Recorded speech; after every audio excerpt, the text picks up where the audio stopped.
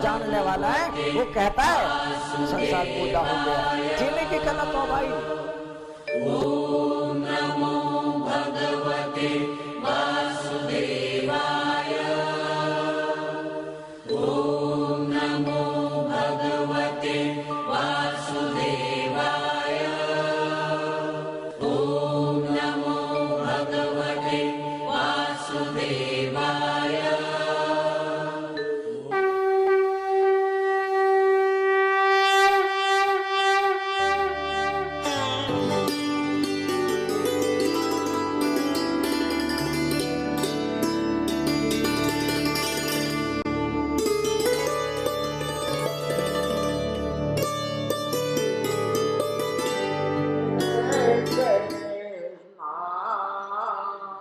कृष्णा कृष्णा हरे हरे हरे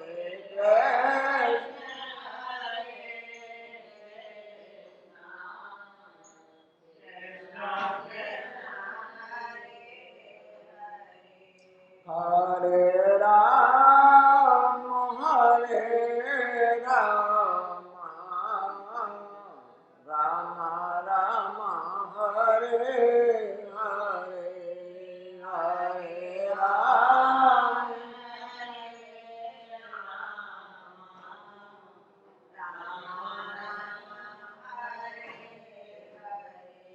हरे कृष्णा कृष्णा कृष्णा हरे हरे हरे कृष्ण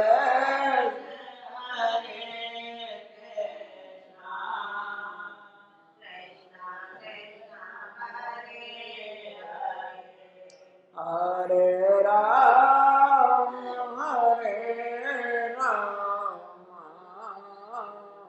राम राम हरे हरे। चर्चा करते हैं। राम को सुनने वाले कितने लोग हैं ये भी विचार करिए। यहाँ पर लोग परमात्मा के दर्शन करने के लिए आते हैं, यानी अपना मुंह दिखाया और राम जी का मुंह देखा और चले। लेकिन राम को सुनने कोई आता है, और जब तक वो सुना नहीं जाए, मेरे घर में अंदर जहां मैं रहता हूं वहां जगह नहीं होती। राम को सुनता हूं तो मेरी जो मनोवृत्ति और प्रगाढ़ होती है, पकती है कि राम ही सत्य है, बाकी जितना बाजार है वो सब झूठा है। जो झूठ है उससे मैं कैसे बच सकता हूं, ये उपाय यहां सुनने से मिलता है। जो सुनोगे तो तुम्हें ये मालूम होगा कि हर एक जीव माँ बेटा दोनों भिन्न है। सबसे घनिष्ठ रिश्ता है कि माँ और बेटा, और दोनों के दोनों जितनी मर्जी माँ बीमार हो जाए, जितना मर्जी बेटा बीमार हो जाए, लेकिन कोई किसी के दुख को बांट नहीं सकता है। अपना अपना अलग अलग उन्होंने सहन करना पड़ता है। अलग अलग भूख लगती है और भूख को मिटाने के लिए अलग अलग भोजन करना पड़ता है। अब एक कैसे हो सकते हैं ये विचार कर देखो कि जब भूख अलग लगती है, बीमारी अलग हो जाती है, चोट अलग लगती है, दुनिया के दुख और सुख मुझे अकेले को अलग अलग भुगतने पड़ते हैं, और जिंदगी मौत या नींद अपनी अपनी आती है, तो जिसको मैं मेरा कहता हूं वो मेरा कैसे हो सकता है? परमात्मा कहता है ये सब का सब बाजार मेरा ही, लेकिन तुम्हें मैं नहीं दिखाई देता। भाई यही अंधेरा है, इसको अज्ञानता कहते हैं, इसको मेरी आंखों पर पर्दा पड़ा हुआ कहते हैं। उस पर्दे से मैं कैसे बचूं? तो भगवान की ये कथा सुनने के लिए आप आते हैं कि हम सबके सब परमात्मा की संतान हैं। परमात्मा हम सब में समान रूप से व्यापक है। अगर वो भिन्न हो जाए तो शरीर मुर्दा है। लेकिन वो है तो गाय हो, कुत्ता हो, बिल्ली हो, पेड़ हो, मनुष्य हो, वे सबके सब अपना अपना कारोबार बराबर करते हुए दिखते हैं। किसी में से भी निकल जाए। भगवान कृष्ण अर्जुन को समझाते हैं, अर्जुन विचार करके देख, आ ब्रह्म भूमन्य लोका पुनरावृत्ति नो अर्जुन मामुपेत तु कौन्तेय पुनरावृत्ति न विद्यते।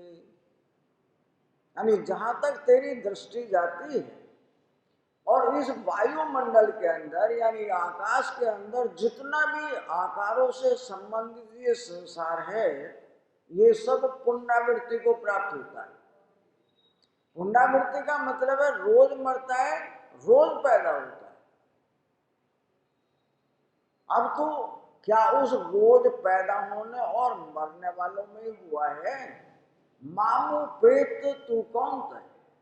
इन सब में से जो कोई संत मुझे भेजता है, जो कोई भक्त केवल मुझे भेजता है, अर्जुन जो मुझे प्राप्त हो जाए वो पुनरावृत्ति को प्राप्त नहीं होता। अर्थात वो हमेशा मेरा भजन करता है, मैं अपने संत का भजन करता हूं, और एक दिन आता है वो संत मेरे में विलीन हो जाता है। जैसे एक नदी है, नदी में बहुत सारे छोटे बड़े बर्तन हैं, उसमें घड़े हों, सुराही हों, छोटी कुलियां हों, दीपक हों, वे सब प्रकार के बर्तन उस नदी के अंदर, गंगा के अंदर डूबे हुए हैं। बर्तन सबके सब तेज भाग होता है, आपस में टकरा भी जाते हैं, लेकिन सबके सब भिन्न दिखाई देते हैं। हम कहते हैं ये घड़ा, इसमें इतना जल हो सकता है, उसमें इतना हो सकता है, लेकिन वो घड़े देखने में भिन्न है सब नदी, क्योंकि नदी के अंदर डूबे हुए हैं। जल सब में जितनी मात्रा में से जल जल में चला गया, मिट्टी मिट्टी में चली गई। ठीक उसी प्रकार से इस वायुमंडल में जितने भी जीव हैं वो आकाश ही हैं। वे आकाश के माध्यम से सबके सब जिंदा हैं, चलते फिरते, उठते बैठते, सोते जगते, सब अपना अपना काम करते हैं। हम कहते हैं वो हैं, लेकिन वो नहीं है, केवल आकाश है। आकाश सब में। आप नदी के किनारे पर जाइएगा, किसी समुद्र के किनारे पर जाइएगा, नदी या समुद्र प्रातः काल सब नीले दिखते हैं। वे नीले हैं नहीं, आकाश का प्रतिबिंब है। और प्रतिबिंब कैसा है कि वो पूरा का पूरा नीचे तक, समुद्र हो चाहे नदी हो, नीला दिखता है। उस आकाश को उस नदी से या समुद्र से अलग नहीं किया जा सकता है। ऐसे ही जितने जीव इस सृष्टि में हैं, वे सब के सब, उनमें आकाश पूरा का पूरा व्यापक है। लेकिन मनुष्य एक ऐसा जीव है इन सब में कि वो अगर चाहे तो उस आकाश को, उस प्रतिबिंब को इसमें से वापस निकाल सकता है, केवल मनुष्य। यानी सृष्टि में चाहे कितने पूजनीय देवता क्यों ना हो, वे सबके सब देवताओं के पास वो सत्ता नहीं है। तो मनुष्य की बुद्धि उन सबसे श्रेष्ठ है। वो मनुष्य अगर चाहे तो वो उस परम तत्व को, जो इसमें पूरे के पूरे में विराजमान है, साधारण नहीं है, बहुत बड़ी ताकत है, उस ताकत को, उस बल को, उस परम तत्व को वो अलग कर सकता है। और अलग करने से पहले इस शरीर के जितने भी हिस्से हैं उन सबको भी अलग मान लें। तो मैं उसे जानने की कोशिश तो करता हूं, लेकिन वो साधारण में नहीं मिल सकता, उसका उपाय करना पड़ता है। कि जैसे उड़द के दाने के ऊपर देखो तो उसमें एक चिन्ह सफेद है, जो सफेद स्थान है उस दाने का महत्व नहीं है, उस सफेद वाले स्थान का महत्व है कि वो वहां से बीज के द्वारा अंकुरित होता है। अगर उसके मुंह के दाने हिस्से को काट दिया जाए, जला दिया जाए, घिस दिया जाए, तो वो अंकुरित नहीं होगा। ऐसे ही हमारे शरीर के अंदर, हमारी नाभि में वो परम तत्व पड़ा हुआ है, और हम सुबह से शाम तक जितने भी अच्छे हो या बुरे हो कर्म करते हैं, वे सब उस परमात्मा पर, मेरे चित्त पर गिरते हैं। चित्त मेरी नाभि में ऐसा सोया हुआ है, वो साधारण वे में जग नहीं सकता है। क्यों? पूरी तरह से ढक गया है, और ऐसा ढक गया है कि आप रोज यहाँ सत्संग भी सुनते हैं, महात्मा लोग सुनाने भी आते हैं, अनेकों भागवत शास्त्र पुराण, उसके कीर्तन, उसके भजन सब सुनते हैं। तो वो सुनता तो वो है, तुम्हारे भीतर में बैठा हुआ, लेकिन ना उसे तुम्हारी चाह है कि तुम मुझे जगाओ, ना तुम्हें उसकी चाह है कि वो तुम उसे जगाओ। लेकिन कोई कोई संत ऐसा होता है जो तुम्हारे अंदर वो कूट कर भर देता है कि जब तक तुम उसे जगाओ नहीं, तब तक तुमने चाहे सारे तीर्थ करे हो, सारे उपवास और व्रत करे हो, सारी दुनिया का दान करा हो, और सारी जगहों पर उस परमात्मा की परिक्रमा करके आए हो, तुमने कुछ नहीं किया है। क्यों? कि जहां मैं रहता हूं उसको तुमने जगाया नहीं। अगर वो एक बार जग जाए, तुम्हारी नाभि में ही रहता है। जैसे हिरण को कहते हैं कि हिरण की नाभि में कस्तूरी है, उस कस्तूरी की खुशबू उस हिरण को आती है। हिरण सोचता है खुशबू यहां नहीं वहां से आ रही है, वो वहां दौड़ता है, और दौड़ते दौड़ते उसकी सारी जिंदगी खत्म हो जाए, उसे उसकी खुशबू का ये पता नहीं चलता खुशबू आ कहां से रही है। ऐसे ही जो जेड़ से उत्पन्न होने वाले हैं, वे 4 पैर वाले हों या 2 पैर वाले हों, उनकी सबकी नाभि में वो परम तत्व परमात्मा रहता है। जो रहता है उसकी खुशबू तुम्हें आ रही है, तुम उसकी तलाश में घूमते तो बहुत हो, लेकिन उसकी तलाश को तुम पूरा कर नहीं सकते। कि यहाँ पर केवल छोटा सा प्रमाण दे रहा हूं कि योग वासिष्ठ नाम की एक पुस्तक है, उसके अंदर छोटा सा रास्ता बतलाया हुआ है। यानी कथाएं तो तुम सारी भागवत की सुनो कि भागवत के अंदर कृष्ण ने महायुद्ध करवाया, पांडव कौरव सब मारे गए, और कृष्ण को उन गोपियों ने बुलाया जो कृष्ण ने जरासंध को मारा, उन सारी गोपियों को मुक्त कराया। कृष्ण ने जाकर अपने मामा कंस को मारा, उन सारे लोगों को जो अनेकों प्रकार की दास्तां सहन कर रहे थे, उन सबको मुक्त कराया।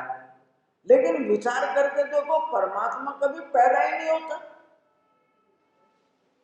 यानी स्वयं विचार करो, वो परमात्मा जो ईश्वर है, ये वायु कहीं से पैदा होती है? देखो जरा, वो जल कहीं से पैदा हुआ दिखता है? वो सूरज का ताप कहीं से पैदा हुआ दिखता है? ये आकाश कहीं से पैदा होता है? ये पृथ्वी कहीं से पैदा हुई दिखती है? ये सारी चीजें पहले से है ही। मनुष्य का जन्म हो ना हो, जितनी सृष्टि यहाँ पर है इतनी और पैदा हो जाए, कोई फर्क नहीं पड़ता है। लेकिन जो पैदा होने वाला है वो अलग है, और जो पहले से ही है वो अलग है। तो हम उसको कैसे खोजें, इसका प्रमाण सिर्फ योग वासिष्ठ के अंदर दिया है, और वशिष्ठ जी उसका जवाब देते हैं। लेकिन मैं उसकी बात छोड़कर, मैं भुक्त भोगी हूं, जो मैं आपको क्लियर करके बता सकता हूं, वो किताब से आप नहीं सुन पाओगे। कि ध्यान के द्वारा कोई भी आदमी हो, एक को कहते हैं दृष्टा। दृष्टा कौन है? मैं हूं। दृष्टा का मतलब देखने वाला, और एक को कहते हैं दृश्य।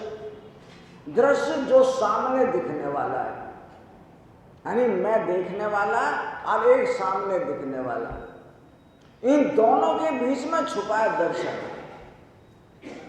मेरी बात तुम्हारी समझ में मुश्किल से आ पाएगी, क्योंकि तुम सुनते तो हो लेकिन उसे कभी व्यवहार में लाकर नहीं देखते हो।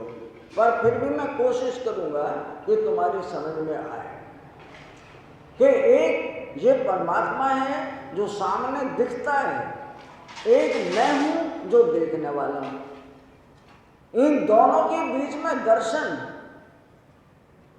वो छुपा हुआ है। तो जो छुपा हुआ है उसे मैं कैसे जानूं? बस यही परमात्मा का बोध है।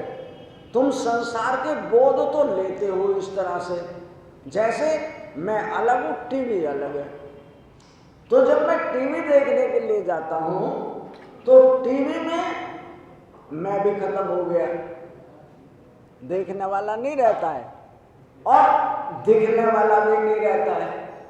अगर मैं ये याद रखूं मैं टीवी देख रहा हूं तो टीवी का आनंद खत्म हो जाएगा, और मैं ये याद रखूं कि टीवी देख रहा हूं तो भी आनंद खराब हो जाएगा। तो इन दोनों के बीच में जिसको कहते हैं उसका नाम दर्शन है। तो दर्शन कौन हुआ? उसका ज्ञान, जिसे हम कहते हैं। ज्ञान ही दर्शन है। तो जो संत उसको पाने के लिए चलता है उसे अपने आप को भूलना पड़ता है, और सामने वाला उसे दिखता है तो उसमें उसकी नजर वैसे ही चिपक जाती है जैसे टेलीविजन पर चिपक जाती है। टेलीविजन पर जब तक पिक्चर आती रहेगी, प्रोग्राम आता रहेगा, तो वहां से उठते नहीं हो। प्रोग्राम चलता रहता है, हम देखते रहते हैं। हम समझते हैं हम टीवी देख रहे हैं, टीवी समझता है हम इनको देख रहे हैं, लेकिन दोनों के दोनों एक नहीं, हम टीवी हो गए। आज की तारीखों में ये छोटे छोटे बच्चों के हाथ में मोबाइल पहुंच गए हैं। उस मोबाइल में गाने आते रहते हैं,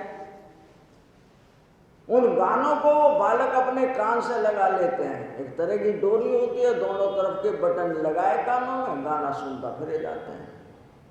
वे बच्चे समझ रहे हैं हम गाना सुन रहे हैं, तुम गाना नहीं सुन रहे, तुम मोबाइल हो गए। थोड़े दिन में बहरे हो जाओगे। और जैसी किसी की मनोवृत्ति होती है वो वैसा ही हो जाता है। ताश वालों के पास बैठ जाओ जुआरी बन जाएगा, शराबियों के पास बैठ जाओ शराबी हो जाएगा। सत्संग में जाकर बैठ जाओ तो सत्संग का लाभ होने लगेगा, और चुगलखोरों के पास बैठ जाओ, नाचने गाने वालों के पास बैठता हो तो जैसी संगत बैठी हो तैसा ही फल दिन। यानी कोई भी व्यक्ति हो वो जैसी जगह पर जाकर बैठता है उसकी मनोवृत्तियां उसके तरह से बदल जाती है। ऐसे हमारा संत कहता है दृष्टा देखने वाला और दृश्य दिखने वाला। तो उसको पता करने के लिए वो संत हमें जगाते हैं कि तुम्हारी नाभि में वो परमात्मा बैठा है। बिना ध्यान के कोई आदमी उसको जान नहीं सकता है। अब ध्यान कैसे लगे वहां पर, यह एक विचित्र बात है कि ध्यान को लगाने के लिए मुझे संत की शरण में जाना पड़ता है, जिसको हम गुरु कहते हैं। अब गुरु की क्या दशा है कि एक आदमी है, उस आदमी ने और प्रसाद को एक बीच में थमला है, थमले के बीच में उसने प्रसाद ले लिया है। यानी थमले को पकड़े हुए अपने विपरीत दिशा में उसने प्रसाद लिया है, और प्रसाद बहुत कीमती है, उसको वो किसी को देना नहीं चाहता है, और लोगों से कहता है कि देखो भाई हमें इस थमले से छुड़ा दो। वो कहता है ये प्रसाद हमें दे दो, कि प्रसाद तो बहुत कीमती है, इसे हम देंगे नहीं, तुम लेके भाग जाओगे। तो प्रसाद को देना नहीं चाहता है कि फिर थमला कटेगा, फिर थमला भी नहीं कटे तो तुम्हारे हाथ काट देते हैं तो थमला छूट जाएगा, कि हाथ कटवा लूंगा मैं अपने, ये भी नहीं हो सकता है।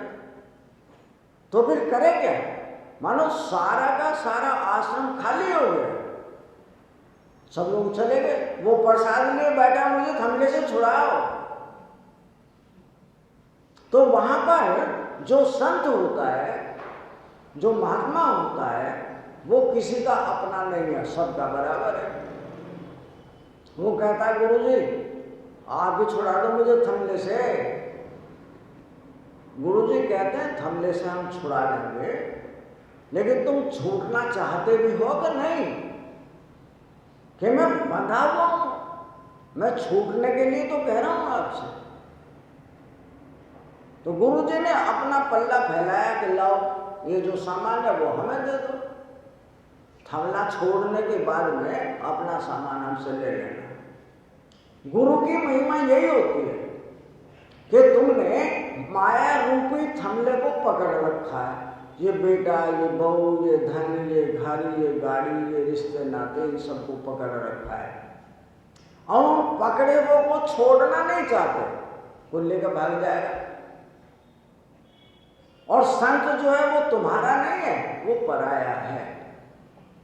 पराये पर तुम्हें यकीन है, तुम्हें भरोसा है, ये हमारे सामान को लेकर नहीं जाने का, हमें लौटा देंगे। इसलिए आप उस पराये को जो बिल्कुल भिन्न है, उसे पूर्ण रूपेण विश्वास करके मेरा समझते हो। ये गुरुजी मेरे हैं, जो सामान मैंने इन्हें दिया है, मेरा सामान वो रखेंगे नहीं, लौटा देंगे। गुरुजी भी उसको यही कहते हैं कि अगर तुम्हारी आस्था, तुम्हारी श्रद्धा, तुम्हारा विश्वास है तो इतना ही नहीं, हम इससे कई गुना तुम्हें वापस लौटा देंगे। लेकिन तुम्हारी आस्था होगी तब ना। अब गुरुजी से जो व्यक्ति दीक्षा लेकर गया, गुरुजी कहते देखो सामान तो तुम्हारा हमने रख लिया, तुम इस मंत्र का जाप करते रहना। अब जो जो वो उस मंत्र का जाप करता है, उसे संसार छूटता हुआ नजर आता है।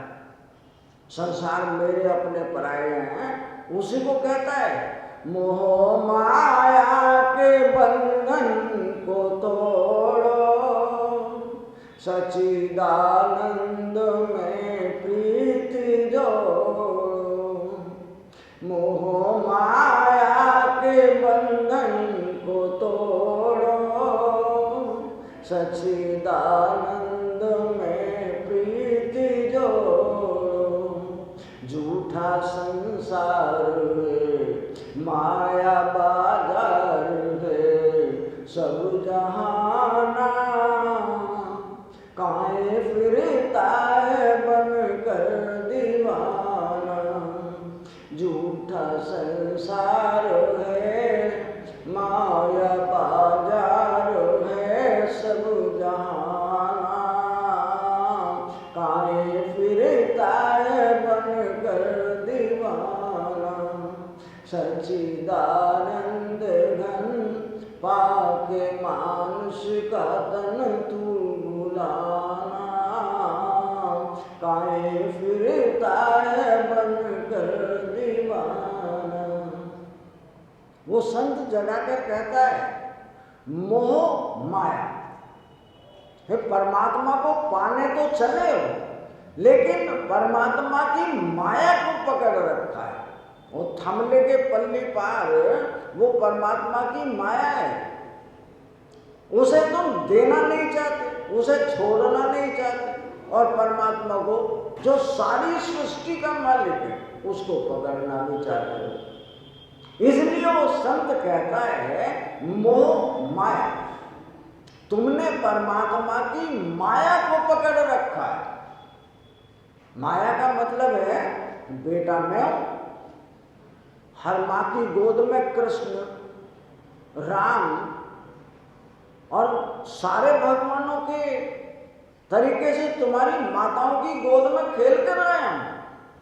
हर मां ने मुझे उतना ही प्रेम किया है जितना कौशल्या राम को करती है, जितना यशोदा अपने कन्हैया को करती है, और मैंने भी हर मां को उतना ही सुख दिया है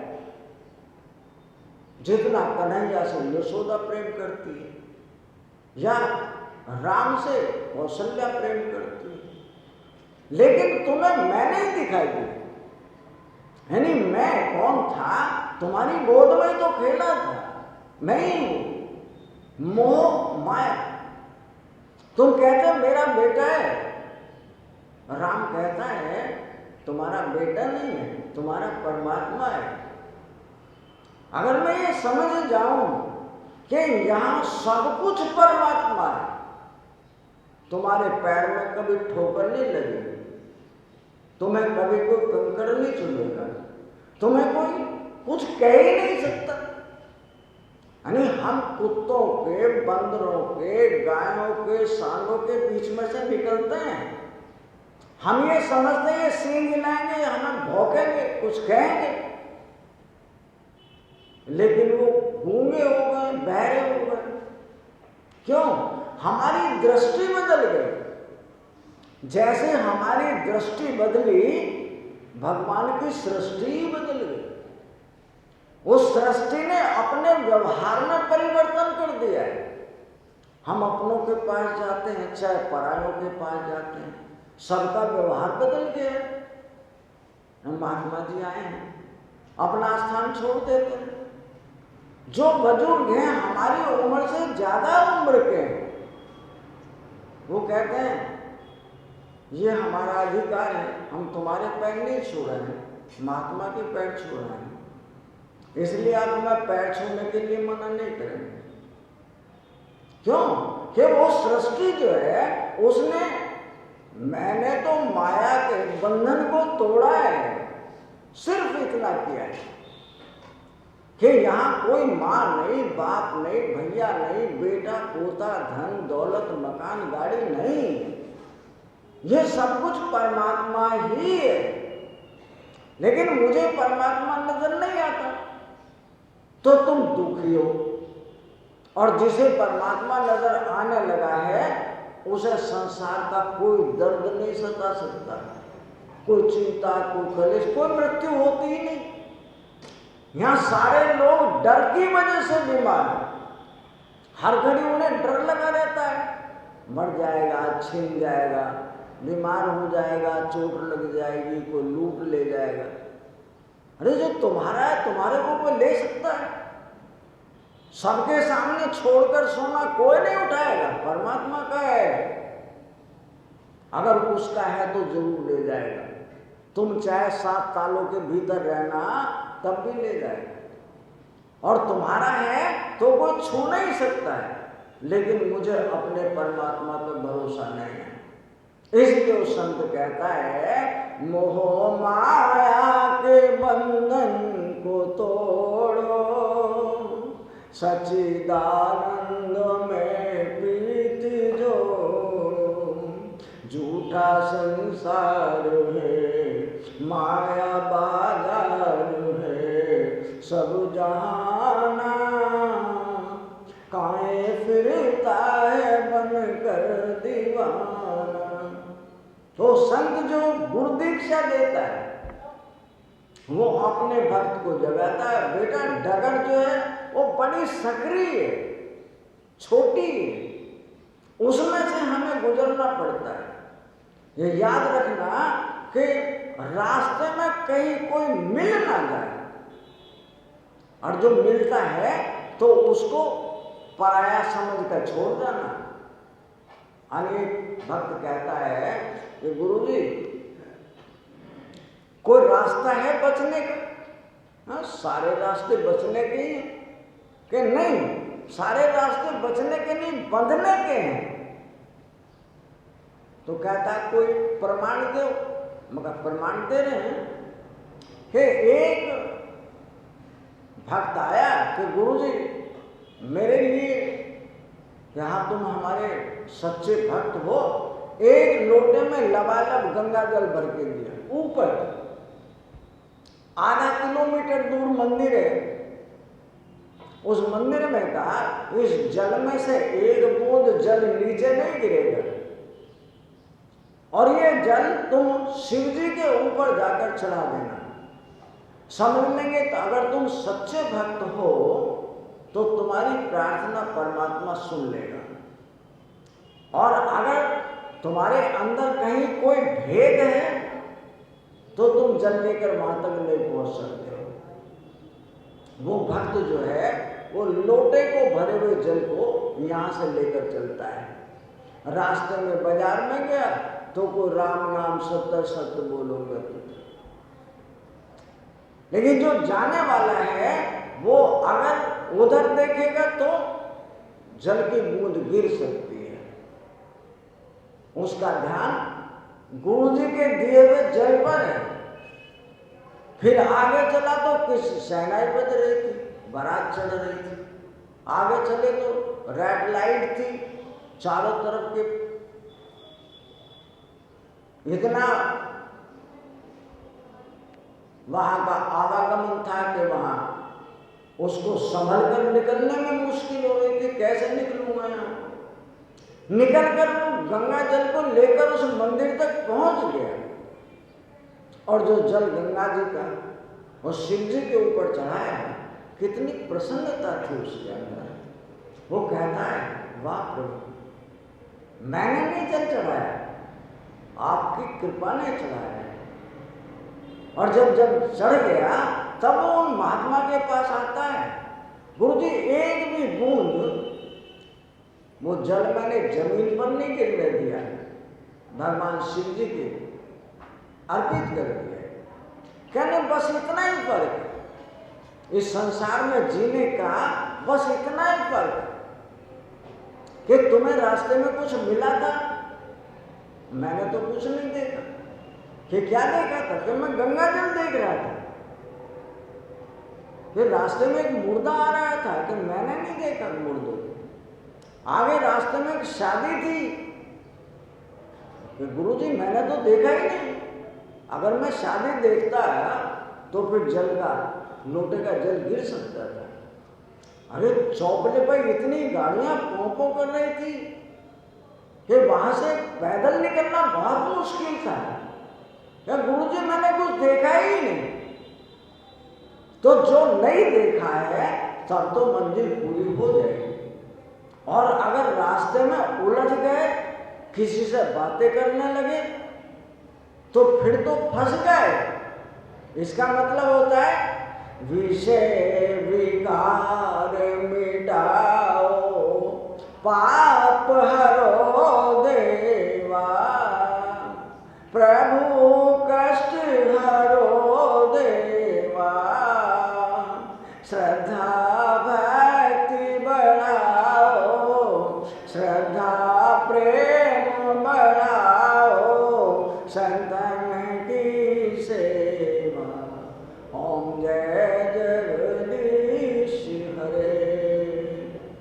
और इस परमात्मा से सवेरे शाम रोज प्रार्थना करते हैं, हे प्रभु विषय विकार है। विचार करके देखना, जो विषय हैं कोई स्त्री के रूप में मिले, कोई बीड़ी पान तंबाकू गुटखा शराब के रूप में मिले, कोई जुआरी के रूप में, कोई पड़ोसी के कोई रिश्ते नाते के रूप में मिले, वे सारे के सारे क्या विषय हैं। विषय शरीर में विष का काम करते हैं, जहर की तरह से फैलते हैं। और विषय एक भी लग गया, हे प्रभु मैं तुम्हें भूल जाऊंगा। यानी हम परमात्मा से प्रार्थना करते हैं, हे प्रभु विषय विकार, यानी जो संसार के भोग पदार्थ हैं, कोई खाने का हो, कोई पीने का हो, कोई सूंघने का हो, कानों से तारीफ सुनने का हो, आंखों से देखने का हो, ये सारे के सारे विषय विकारों से भरे हुए हैं। हे प्रभु उनसे मुझे बचा देना। जो विकार हैं अगर मैं उनसे बच गया तो तुम्हारे शरणागत हमेशा हमेशा के लिए पहुंच जाऊंगा। लेकिन विकारों को मैं परमात्मा से तो कहता हूं, हे प्रभु विषय विकार बेईमानी कर ले। तो परमात्मा के सामने कहता है, प्रभु ये विकार हैं, इनसे केवल मुझे तुम बचा सकते हो। परमात्मा कहता करते तुम हो, बचाने की बात मेरे से कर रहे। अरे तुम ही तो परहेज करोगे, तुम अपने आप तो परमात्मा के सामने कहते हो और परहेज बिल्कुल नहीं करते। यानी तुम ये भूल जाते हो हम कह क्या रहे हैं। परमात्मा भी सुनकर चुप रह गया और तुमने भी सुना दिया उसको। हमने भगवान की आरती गाई थी, लेकिन भगवान की आरती तुमने नहीं गाई। और गाते तो उन शब्दों पर विचार करके देखते कि जो मैं बोल रहा हूं मैं कह क्या रहा हूं। रोज कहते हैं धर्म की जय, यहां तक तो सही है। धर्म किसे कहते हैं? सत्य को कहते हैं। सत्य सबका एक है, इसलिए सत्य की जय। और ये भी कहते हैं अधर्म का नाश। अधर्म छोड़ना नहीं चाहता कोई, झूठ बोलना, चुगली करना, ईर्ष्या करना, धोखा देना, ठगी कर लेना, कोई छोड़ना नहीं चाहता है। और उसे कहते हैं हे प्रभु असत्य की यानी जो विषयों के द्वारा प्राप्त होती है हम उसको त्यागें। तो तुम्हारे पास से जो कूड़ा कचरा आया हुआ है मोह के कारण, जो कूड़ा कचरा आया हुआ है मेनों के कारण, जो जुड़ा हुआ है उसके कारण, वो कूड़ा कचरा तुम्हें छोड़कर अलग हो जाएगा। फिर आप कहते हो कि हे प्रभु विषय विकार मिटाओ, पाप हरो देवा, प्रभु कष्ट हरो देवा, श्रद्धा भक्ति बढ़ाओ, श्रद्धा प्रेम बढ़ाओ, संतन की सेवा। वो कहते हैं कि आप महान संत हैं, आप संतों के माई बाप हैं, इसलिए हे प्रभु हमारे जो विचार हैं उन महात्माओं की सेवा की तरफ जाएं। हमारी मनोवृत्तियां जो हैं वो दूसरों की सेवा में समर्पित हो जाएं। जो हमारी मनोवृत्तियां पापमयी हो गई उनसे हमें बचाओ। और जब तक आप हमें बचाओगे नहीं तब तक हमारी मनोवृत्तियां परमात्मा की तरफ नहीं जा सकती। तो हम उन संतों के पास, उन आश्रमों में, उन तीर्थों में, उस भगवान के पास क्यों जाते हैं कि हमारा व्यवहार ऐसा ही होना चाहिए जैसा गंगा जल का बर्तन हम हमेशा उसे देखते रहे, वो जल हमेशा हमें देखता रहा। हम कहाँ तक चले गए हमें जगत में कोई दिखाई नहीं दिया, हमने केवल अपने परमात्मा को देखा था। तो जो दीक्षा लेकर गया है वो व्यक्ति उस परमात्मा का रोज जाप भी करता है। वो जाप करने से उसका जो मोह है माया से, यानी थमला पकड़कर प्रसाद लिया, प्रसाद गुरु जी ने ले लिया। अब जो कुछ था उसके लिए कहा आरती सद्गुरुदेव की कीजिए, तन मन धन सब अर्पण कीजिए, ज्ञान प्रेम की मूर्ति स्वामी, समदर्शी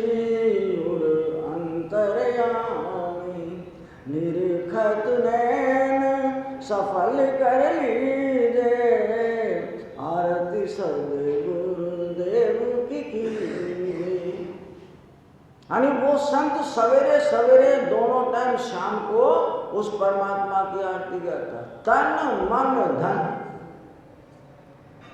गुरु जी ने क्या ये सब मुझे दे जा, तू बाजार में जा, इस संसार को खूब भोगना, संसार में रहना, संसार के सब काम करना।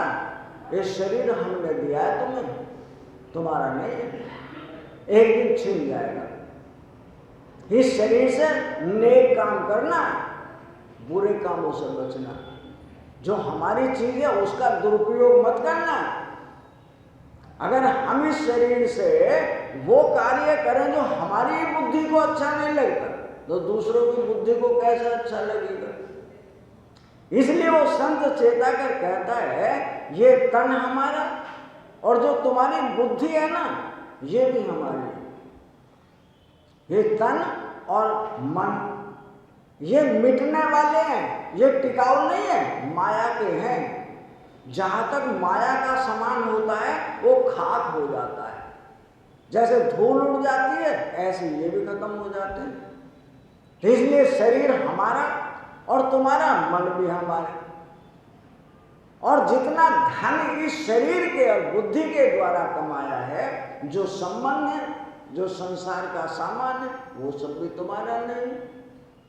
इसलिए संत वो सब लोगों को जगाकर कहता है तुम मोह के कारण सो गए, मेरों के कारण सो गए। मेरों से जगोगे तब उठोगे ना। इसलिए वो संत कहता है मोह माया के बंधन को तोड़ो, सच्चिदानंद में प्रीति जोड़ो। माया का मोह है, एक तरफ सच्चिदानंद, सत्य चित्त है मेरा, आनंद स्वरूप है। आनंद स्वरूप का मतलब होता है जब कोई आदमी सोता है ना कोई विचार, कहाँ स्त्री, कहाँ बच्चे, कहाँ धन, कहाँ जानवर, कहाँ गाड़ी, मुझे किसी का पता नहीं रहता। आनंद स्वरूप का मतलब सारा जगत छूट गया, मैं उन सब की तरफ से मर गया, वो मेरी तरफ से मर गया। ऐसा तुझे इस जीते जगत में हो जाना चाहिए। यानी मन में विचार नहीं आने चाहिए। जो विचार हैं तो संसार, विचार विहीन हो गया तो संसार खत्म हो गया। इसलिए वो संत जगाता है सच्चिदानंद में प्रीति जोड़ो। तो तुम्हारे सामने तुम्हारा राम बैठा है, वो खड़ा है, तुम्हारी राह देख रहा है, तुम मेरे से कब मिलने आओगे। लेकिन मैं कैसा हूं कि अपने मतलब के लिए हे प्रभु बालक की शादी करा दे, उसके फेरे फिर जाएंगे, मुझे राहत मिल जाएगी। भगवान कहता ठीक है जैसा तुम चाहते हो जाएगा। शादी भी हो जाती है और शादी के बाद में अब परमात्मा को भूल गए, मंदिर में आना ही बंद कर दिए। बालक की नौकरी लगा दे, बालक को बेटा दे दे। हम संसार का वो सामान परमात्मा से मांगते हैं जो परमात्मा का ही है, हमारे से भिन्न है। और वो सारा का सारा सामान हमें कल को दर्द भी देगा। यानी हम दुखी क्यों हैं? जिसमें सुख ढूंढा था आज वो सुख हमें दर्द देता है, तो इसलिए दुखी। और परमात्मा कहता है तुम सारे काम करना, जगत में रहना, धन भी कमाना, बच्चे भी तुम्हारे, घर बार भी सब तुम्हारा, हमें मत भूलना। ये तुम्हारा दोष है तो हमें ही भूल गए। यानी विचार करने की बात है, जो मेरा माई बाप है, जो मेरा स्वरूप है, जो मैं ही, मैं अपने आप को ही भूल गया, मेले में जाकर खो गया बाजार में। और संत कहता है बाजार में तो जाना, अपने आप को बाजार से अलग देखना। तुम अलग हो, बाजार अलग है। लेकिन मैं जब गया तो मैं बाजार हो गया, टीवी देखने गया, टीवी हो गया, अखबार पढ़ने गया, अखबार हो गया, मोबाइल अगर सुनना चाहे तो गीत आ रहे तो मैं गीत ही हो गया। अरे इसके लिए नहीं मिला ये शरीर। ये शरीर, ये जितने भी देवी देवता, उन सबसे श्रेष्ठतम मनुष्य का शरीर है।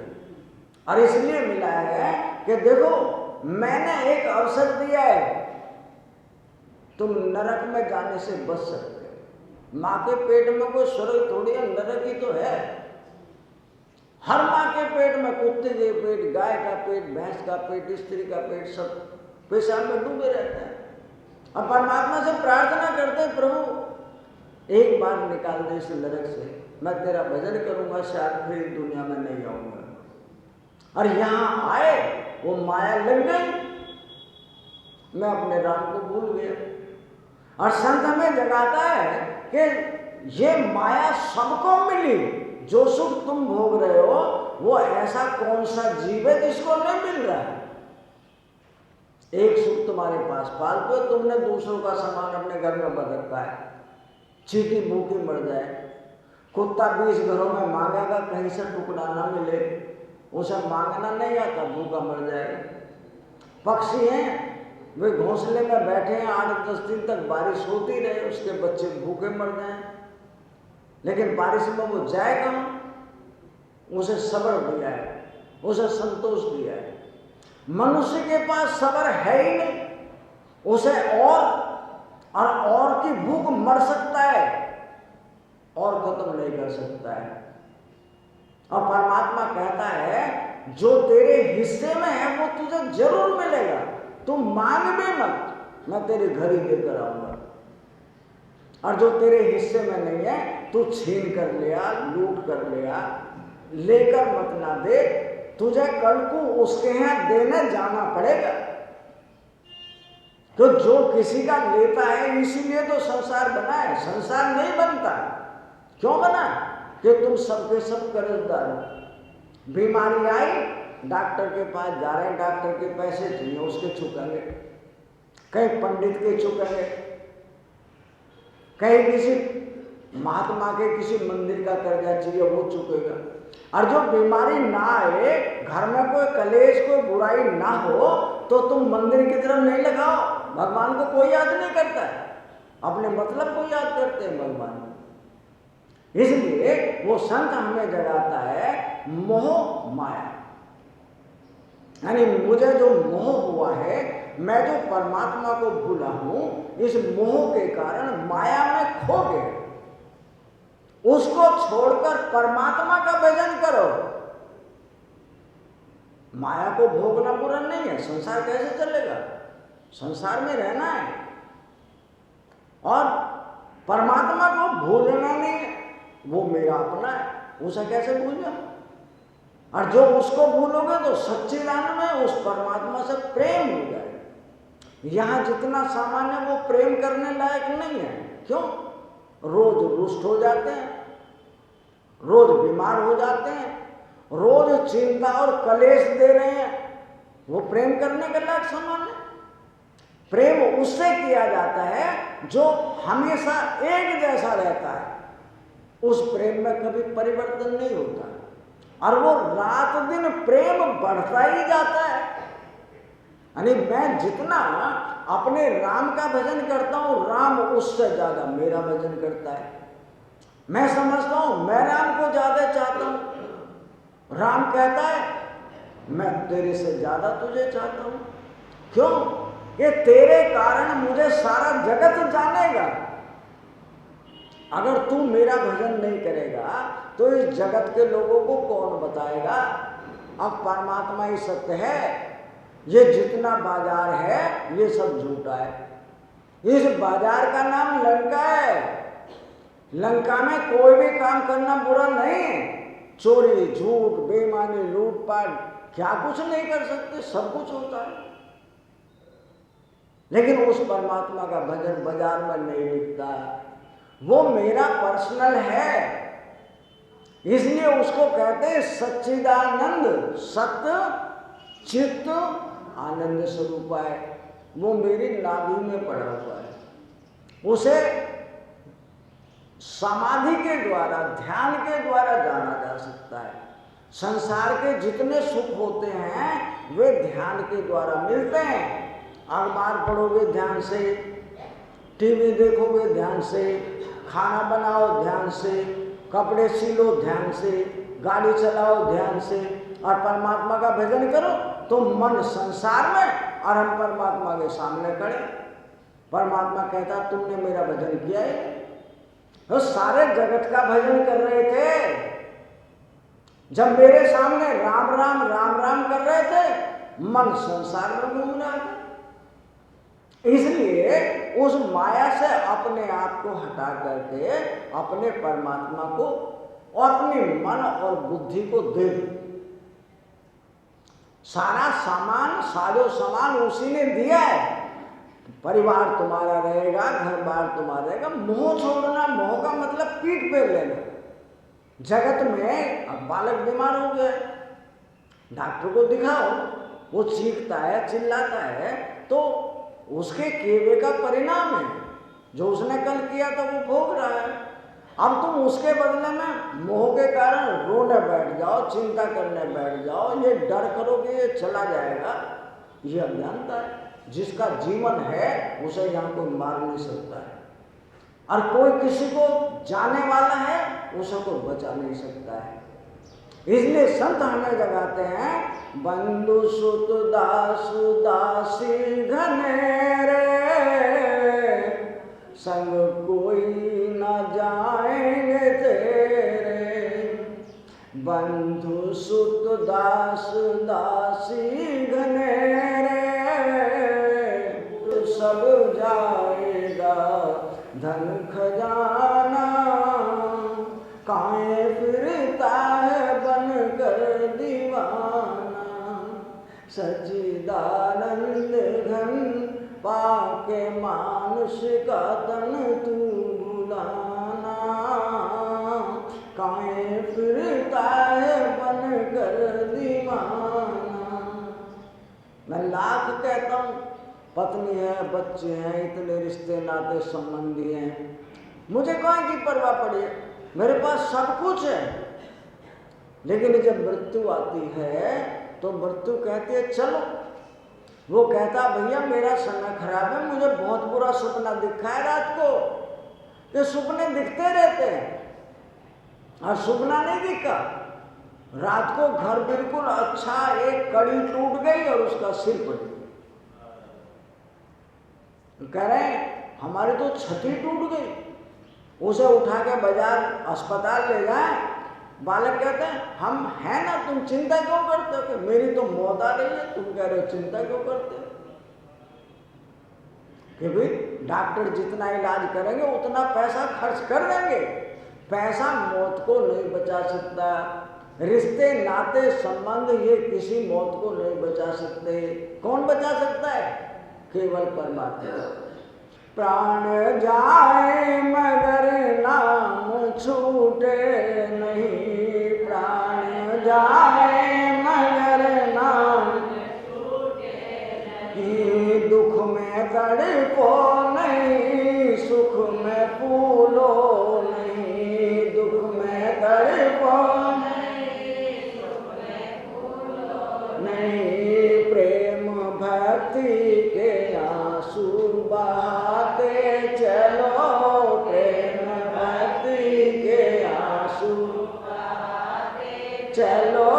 कृष्ण गोविंद गोपाल गाते चलो, कृष्ण गोविंद गोपाल गाते चलो। तो मरने वाला व्यक्ति डॉक्टर की परवाह, अपनों की परवाह ना करते हुए अगर उस राम की परवाह करे कि प्राण जाए तो जाएंगे, मेरा राम मेरे साथ है तो मुझे क्या डर पड़ा है।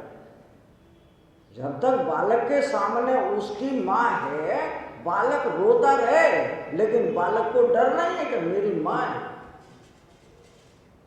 माँ अगर ओझल हो जाए तो बालक चीख मारता है। ऐसे ही मेरा राम मेरे सामने हो तो मुझे डरने की जरूरत नहीं है। क्यों? यही तो मौत का मालिक है, यही जीवन का मालिक है। जो मेरा अपना या इस जगत का स्वामी हो, मैं उसे छोड़कर जगत का भजन करूं तो ये अज्ञानता है, ये अंधेरा है। उस अंधेरे से बचने के लिए हमें संतों की शरण में जाना पड़ता है, तीर्थों में जाना पड़ता है, और उनके द्वारा दिए हुए उपदेश को अगर थोड़ा सा भी व्यवहार में ले आओ, तुम्हारी जिंदगी बदल जाती है। लेकिन हम अपने आप में किसी बीड़ी पीने वाले से को बड़े जोर की खांसी उठ रही है, प्राण जाने को तैयार है, हम कह रहे भैया इसे फेंक दे, ये तेरी जान की दुश्मन है, छोड़ दे इसे। कहता है कमबख्त छूटती भी तो नहीं है। अरे छूटने को जब तू आया था तो लेकर आया था कि नहीं? लेके जा सकता है कि नहीं? तो क्यों मर रहा है फिर इसके लिए? फिर माया की हर चीज ऐसी है कि उसे तुम छोड़ नहीं सकते। छुड़ाने वाला वो गुरु ही है, जो कहता है रोज कि तन मन और धन, ये सब तो गुरु जी ने दिया हुआ है, परमात्मा ने दिया है। और एक दिन यहाँ का माल यही रहेगा, तुम इसमें से तिल भर ले नहीं जा सकते। और नहीं ले जाने का कारण है कि इस सामान से बंधे हुए हो, आओगे जरूर, चाहे कितना ही बुरा करो, चाहे जितना अच्छा करो, यहाँ जाने वाला वापस लौटता है। और उसको भगवान कृष्ण कहते हैं आ ब्रह्म भुवन लोका पुंडावृत्ति मामुपेत तू कौन ते पुंडावृत्ति न विद्यते। अर्जुन, तू मेरे सबसे नजदीक है, इसलिए तुझे मैं बोलता हूं कि पूरी की पूरी सृष्टि, देवता हूं चाहे दानव हूं, सब पुनरावृत्ति को प्राप्त होते हैं। मानी मरते भी हैं और फिर पैदा भी होते हैं, लेकिन इन सब में कोई मुझे बसता है। मामू पेट तू कौन थे, इन सब में कोई अगर मुझे बसता है वो मुझे प्राप्त हो जाता है, वो फिर दोबारा मरने जीने के लिए पैदा नहीं होता। संसार के सारे दुख, दरिद्रता, चिंता, कलेश सब समाप्त हो जाते हैं। इसलिए वो मेरा अपना है।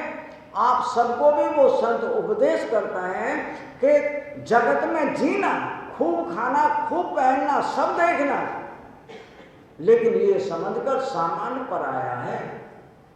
जो अपना समझकर खाता है तो थोड़ा थोड़ा खाता है, और जब कहीं दूसरे की ब्याह शादी में किसी चला गया, माल पराया है तो 2 और डाल ले, कल सुबह को ले खानी पड़ेगी। जब पराये माल को लूट लूट कर खा रहे हो, इसलिए तुम्हें दर्द देता है। इस सामान को परमात्मा का समझ करके उतना ही लो जितने की जरूरत है, तो सुखी हो जाओ। दो मिनट भगवान का नाम लेंगे। गोविंद मेरो है